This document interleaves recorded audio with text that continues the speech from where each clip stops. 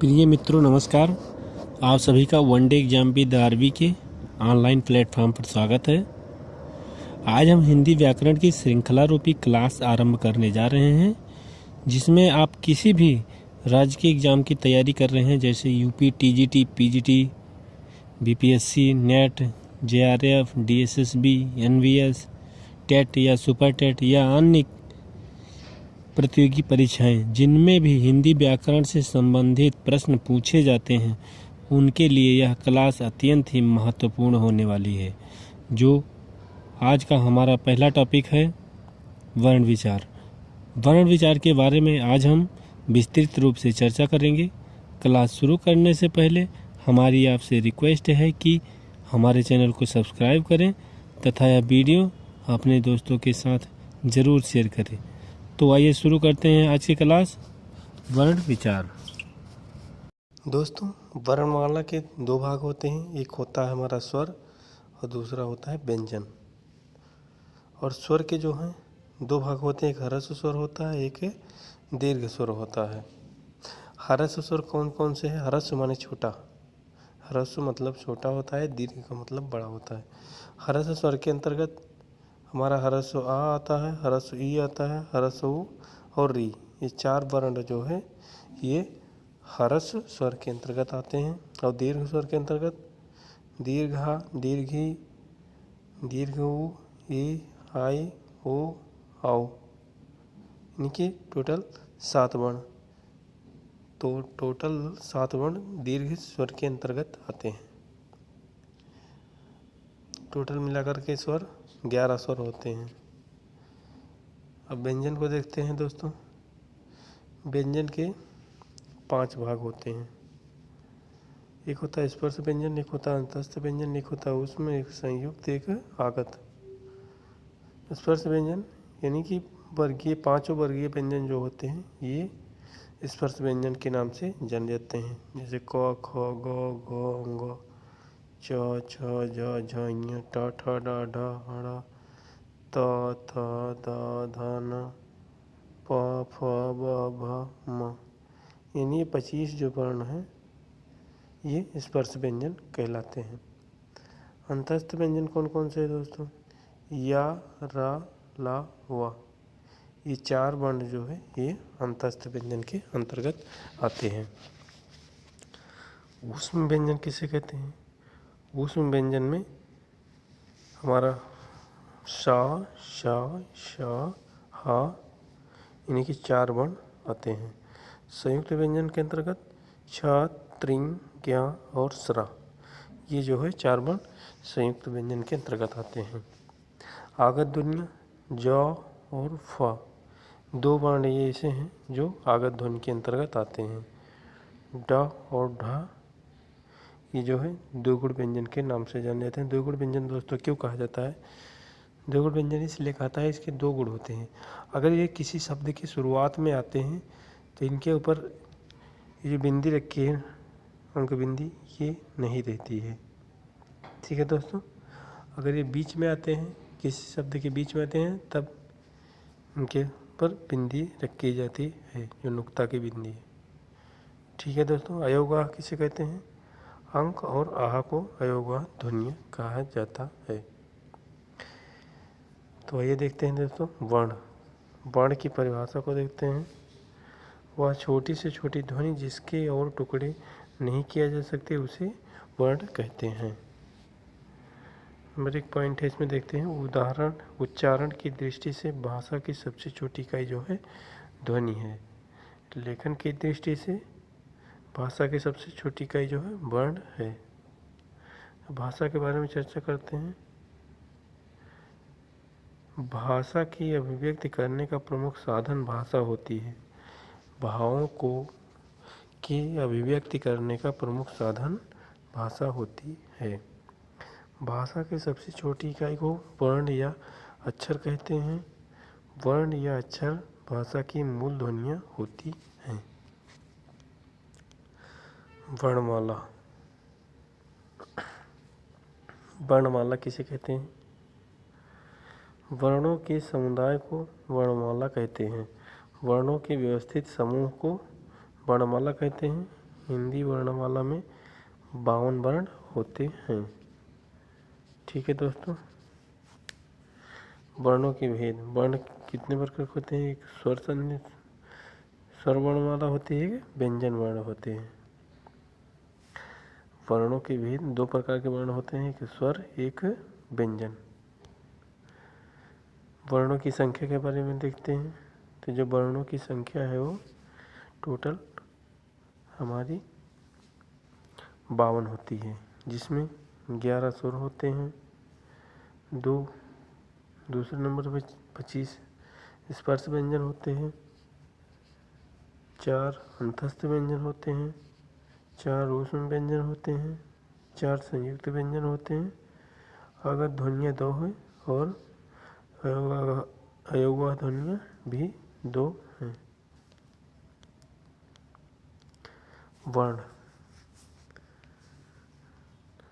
वर्ण की परिभाषा देखते हैं तो वह छोटी से छोटी ध्वनि जिसके और टुकड़े नहीं किए जा सकते उसे वर्ण कहते हैं।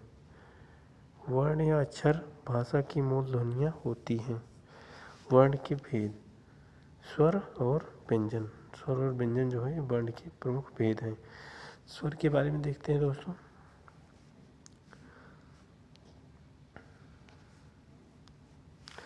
जिन वर्णों का उच्चारण बिना किसी अवरोध के तथा दूसरे वर्ण की सहायता के बिना होता है उन्हें स्वर कहते हैं।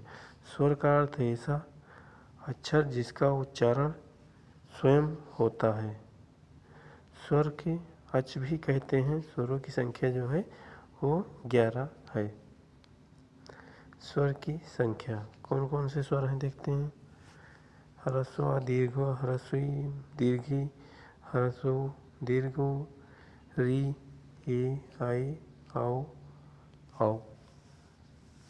देखिए इसकी संख्या जो है टोटल 11 है। स्वर के भेद देखते हैं। ह्रस्व स्वर, दीर्घ स्वर और प्लुप्त स्वर। ह्रस्व स्वर के अंतर्गत आते हैं ह्रस्व, ह्रस्वी, ह्रस्व और री। दीर्घ स्वर के अंतर्गत दीर्घा, दीर्घी, ऊ, ए, आई, ओ, आओ आता है। और प्लुप्त स्वर के अंतर्गत केवल ओम आता है। वो भी अंग्रेजी में यूज किया जाता है, हिंदी शब्दों में संस्कृत शब्दों में यूज किया जाता है ओम का प्रयोग, और हिंदी के शब्दों में नहीं किया जाता है। ह्रस्व स्वर के बारे में देखते हैं। ह्रस्व स्वर जिनके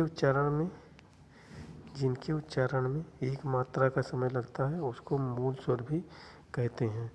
ह्रस्व स्वरों की संख्या 4 है। ह्रस्व स्वर को मूल स्वर के भी नाम से जाना जाता है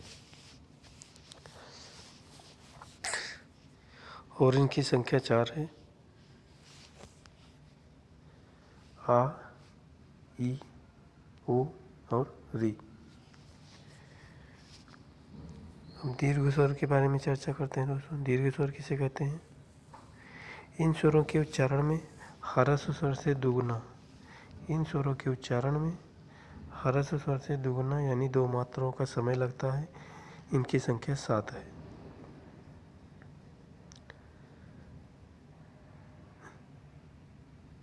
आ, ई, ऊ, आ, ए, आ, ओ।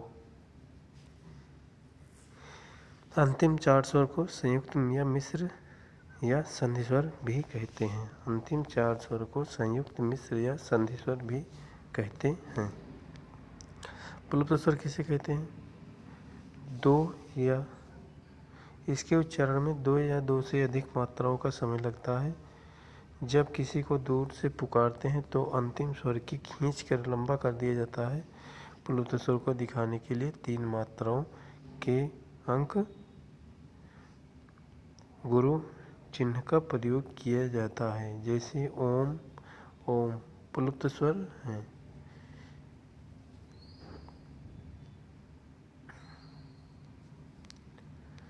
अगला पॉइंट है हमारा स्वर। ह्रस्व स्वर, दीर्घ स्वर और प्लुप्त स्वर। स्वरों की संख्या कितनी है? 11 है। ह्रस्व स्वर कौन कौन से हैं? ह्रस्वी, ह्रस्व और री। दीर्घ स्वर किसे कहते हैं? दीर्घा, दीर्घी, ओ, ए, आई, ओ, आओ, ये जो है दीर्घ स्वर कहलाते हैं। प्लुप्त स्वर ओम कहलाता है। प्लुप्त स्वर जो है वो ओम कहलाता है। व्यंजन के बारे में देखते हैं। व्यंजन स्वरों की सहायता से बोले जाने वाले वर्णों को व्यंजन कहते हैं। जिन वर्णों का उच्चारण दूसरे वर्ण या स्वर की सहायता से किया जाता है उन्हें व्यंजन कहते हैं। व्यंजनों की संख्या 33 है। व्यंजन को हल भी कहते हैं। व्यंजन को हल भी कहते हैं। स्वर रहित व्यंजन के नीचे हल का चिन्ह लगाया जाता है। व्यंजनों के साथ जब किसी दूसरे का स्वर का मेल हो जाता है तो हल का नियम हट जाता है और स्वर की मात्रा का संयोग हो जाता है। व्यंजन का वर्गीकरण देखते हैं दोस्तों। व्यंजन का वर्गीकरण उच्चारण की विविधता के आधार पर व्यंजनों के 3 भेद हैं। उच्चारण की विविधता के आधार पर व्यंजनों के 3 भेद हैं। स्पर्श व्यंजन कौन कौन से हैं? का से मा तक कुल 25 वर्ण। अंतस्थ व्यंजन या रा ला व कुल 4 वर्ण। ऊष्म व्यंजन श श श ह कुल 4 वर्ण। ठीक है दोस्तों, आशा करते हैं वीडियो आपको ज़रूर पसंद आ रहा होगा। अगर वीडियो आपको पसंद आए प्लीज़ हमारे वीडियो को लाइक करें तथा यह वीडियो अपने दोस्तों के साथ शेयर करें। तो आइए स्पर्श व्यंजन के बारे में विस्तार रूप से चर्चा करते हैं। स्पर्श व्यंजन जिन व्यंजनों के उच्चारण में जिह्वा मुख के किसी भाग को स्पर्श करती है तथा वायु कुछ क्षण रखकर झटके के साथ बाहर निकलती है तो उन्हें स्पर्श व्यंजन कहते हैं। अब इसके देखते हैं स्पर्श व्यंजन कौन कौन से हैं। का वर्ग, चा वर्ग, टा वर्ग, ता वर्ग और पा वर्ग। का वर्ग के अंतर्गत का, खा, गा, घा, अंगा। चा वर्ग के अंतर्गत जा, छा, जा, झा, इया। टा वर्ग के अंतर्गत टा, ठा, डा, ढा, अड़ा। ता वर्ग के अंतर्गत ता, था, दा, धा, ना। और लास्ट में हमारा पा वर्ग पा, पा, वा, ना। इनकी संख्या जो है कितनी है? इनकी संख्या 25 है। अगला जो हमारा है अंतस्थ व्यंजन। अंतस्थ व्यंजन किसे कहते हैं? जिन वर्णों का उच्चारण करने के लिए वायु को थोड़ी देर रोककर कम शक्ति के साथ छोड़ा जाता है उन्हें अंतस्थ व्यंजन कहते हैं। इनको यण भी कहा जाता है। यह स्वर एवं व्यंजन के मध्य की स्थिति है। इसकी संख्या 4 है। या, रा, ला और वा। ऊष्म व्यंजन किसे कहते हैं दोस्तों? जिन वर्णों का उच्चारण करने के लिए वायु को धीरे धीरे रोककर रगड़ के साथ निकाल दिया जाता है उन्हें ऊष्म या घर्षक व्यंजन कहते हैं। इनकी संख्या 4 है। श, शा, शा और हा। ठीक है दोस्तों, अगला जो हमारा है वो है संयुक्त व्यंजन। दो अलग अलग व्यंजनों के योग से बनी व्यंजन को संयुक्त व्यंजन कहते हैं। इनकी संख्या 4 है। छ, त्रिंग, ज्ञा और सरा। छ किससे किससे बना है? छ जो है क और शा से मिलकर बना है छत। त्रि किससे बना है? त्र प्लस रा। त्रंग से बना है। अज्ञा किससे बना है? गिजा धन या से ज्ञा बना है। सरा बड़ा सा और रा से मिलकर सरा बना है। नेक्स्ट पॉइंट है अयोगवाह अनुस्वार। अयोगवाह में अनुस्वार को पहले देखते हैं। स्वर के बाद बोला जाने वाला हलंत। स्वर के बाद बोला जाने वाला हलंत अर्धानुस्वार कहलाता है। जैसे चंचल, दंत, कंठ, छंद आदि। विसर्ग के बारे में देखते हैं। विसर्ग का प्रयोग प्रायः किसी स्वर के बाद होता है। विसर्ग का प्रयोग उच्चारण होता है जैसे हरि, प्रातः, अतः आदि। ये जो है विसर्ग संधि के उदाहरण हैं।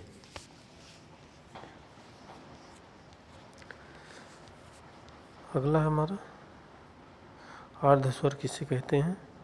य और रा को अर्धस्वर के नाम से जाना जाता है। या और वा को अर्धस्वर के नाम से जाना जाता है। ला जो है ये पार्श्विक व्यंजन कहलाता है हमारा। लुंठित या परकंपित व्यंजन रा है। उच्छिप्त व्यंजन डा और ढा है। नासिक व्यंजन अंगा या ड़ न म, ये जो है इंगड़नम, ये अपना नासिक व्यंजन है। काकल्य स्वर्गीय व्यंजन केवल हा है। काकल्य स्वर्गीय व्यंजन स्वरतंत्रीय व्यंजन, काकल्य स्वरतंत्रीय व्यंजन हा है। अगला भाग है हमारा समृद्ध स्वर किसे कहते हैं। समृद्ध स्वर ई ह्रस्व ई दीर्घ ई ह्रस्व दीर्घ हो री अर्ध समृद्ध स्वर ए और आय है। विवृत स्वर किसे कहते हैं। विवृत स्वर जो है दीर्घ अ अर्ध विवृत स्वर ह्रस्व दीर्घ औ। आशा करते हैं आपकी समझ में वीडियो आ रहा होगा। अर्ध समृद्ध स्वर किसे कहते हैं। ए और ओ को कहते हैं। समृद्ध स्वर ई उ बड़ा उ रे, ये जो है समृद्ध स्वर के अंतर्गत आते हैं। अगला हमारा उच्चारण स्थान के आधार पर हम देखते हैं स्वरों एवं व्यंजनों का वर्गीकरण। कंठ, पहला हमारा कंठ। कंठ के अंतर्गत का वर्ग आता है, यानी क ख ग घ अंग, और हा आता है ह्रस्व दीर्घ तथा आहा, ये जो है कंठ वर्ण के अंतर्गत आते हैं। तालु, तालु के अंतर्गत चा वर्ग आता है, चा छा जा झा इया, और इसमें या शा ई और बड़ी, ये जो हुई ये भी तालु के अंतर्गत आते हैं, तालव्य वर्ण के अंतर्गत आते हैं। अमूर्धा के अंतर्गत टा वर्ग, टा ठा डा ढ अण र श्री और श्री ऋषि, र श और ऋषि, ये भी जो है मूर्धा के अंतर्गत आते हैं। दंत वर्ग के अंतर्गत ता वर्ग आता है, ता था दा धा न ला और सा, ये जो है दंत वर्ग के अंतर्गत आते हैं। ओष्ठ के अंतर्गत पा वर्ग आता है पूरा, पा फ व भ म ह्रस्व और दीर्घ भी ओष्ठ के अंतर्गत आता है। अगला हमारा है नासिका। नासिका के अंतर्गत अंगा या ड़ा न म, यानी जो वर्गीय व्यंजन है उनका लास्ट वाला अक्षर नासिक व्यंजन के अंतर्गत आता है, तथा कभी अनुस्वार भी जो है ये नासिक के अंतर्गत आता है। नेक्स्ट है हमारा कंठ तालु। कंठ तालु ए और आय जो है ये कंठ तालु के अंतर्गत आता है। दंतोष्ठ जो है ओ और आओ, ओ आओ जो है दंतोष्ठ के अंतर्गत आता है। क्यों, आ और ऊ को मिलाकर के ओ बना है, आ और ऊ को मिलाकर के ओ बना है, इसलिए ये हमारा दंतोष्ठ बना है। कंठोष्ठ हो गया, और दंतोष्ठ केवल वा वर्ण है, दंतोष्ठ केवल वा वर्ण है। अगला है हमारा लुंठित या परकंपित व्यंजन। लुंठित या परकंपित व्यंजन, जिस व्यंजन के उच्चारण में जिह्वा की नोक वायु से रगड़ खाकर कांपती रहती है, परकंपित व्यंजन कहलाते हैं। रा जो है ये परकंपित व्यंजन है। अगला है हमारा पार्श्विक व्यंजन किसे कहते हैं। जिन वर्णों का उच्चारण करते समय श्वास जिह्वा के बगल से गुजरती है उसे पार्श्विक व्यंजन कहते हैं। ला जो है ये पार्श्विक व्यंजन है। अगला पॉइंट है हमारा आगत व्यंजन। आगत व्यंजन कौन कौन से होते हैं। एक होता है संघर्षी व्यंजन, दूसरा होता है स्पर्श संघर्षी व्यंजन। संघर्षी व्यंजन के अंतर्गत ज फ इन व्यंजनों के उच्चारण में श्वास मुख अवयवों से रगड़ खाते हुए बाहर निकलती है। स्पर्श संघर्षी व्यंजन कैसे कहते हैं। चा छ जा झा, इन व्यंजनों के उच्चारण में वायु पहले किसी मुख अवयव से स्पर्श करती है, फिर रगड़ खाते हुए बाहर निकलती है। अगला है हमारा उच्छिप्त व्यंजन। उच्छिप्त व्यंजन ट, ठ, ड, ढ, ट, ठ, ड, ढ, ड और ढ, ये जो है उच्छिप्त व्यंजन कहलाते हैं। इन व्यंजनों के उच्चारण में जीभ पहले ऊपर उठकर मूर्धा को स्पर्श करती है, फिर झटके से वापस आती है। उन्हें उच्छिप्त व्यंजन कहते हैं। और नासिक के व्यंजन कौन कौन से होते हैं? नासिक के व्यंजन जो है यंगड़नम, अंगा, या, ड़, न, म, ये जो है नासिक व्यंजन कहलाते हैं। ये व्याख्या देखते हैं। जिन वर्णों के उच्चारण में मुख्य अवयव वायु को रोकती है, लेकिन वायु पूरी तरह मुख से नीचे न जाकर नाक से निकलती है, उन्हें नासिक व्यंजन कहते हैं।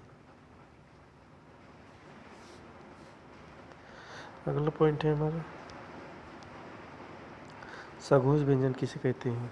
सघोष वर्ग के तीसरे, चौथे, पांचवें तथा सभी स्वर सघोष होते हैं। सभी स्वर क्या होते हैं? सघोष होते हैं।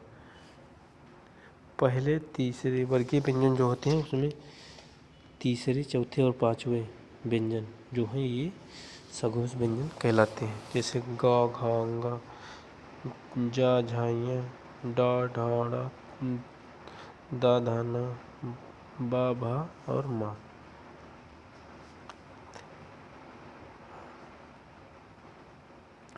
हरस, ई, उ, री, ए, ओ।